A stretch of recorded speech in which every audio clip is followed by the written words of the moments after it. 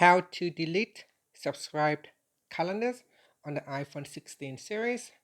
First, let's return back to the home screen by swiping up at the bottom of the screen. Then, on the home screen, tap on Settings. Now, in the Settings page, we scroll down and then tap on Apps.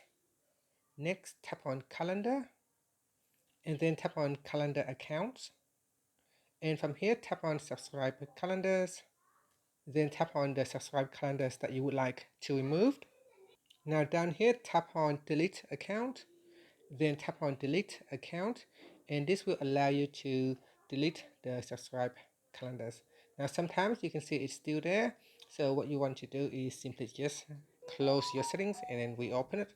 And that will show you that it has been removed. So here, if I go back into apps and then calendar, then I go down, then I go into calendar accounts, then you can see subscribe calendars has now been removed from the menu. And that's it.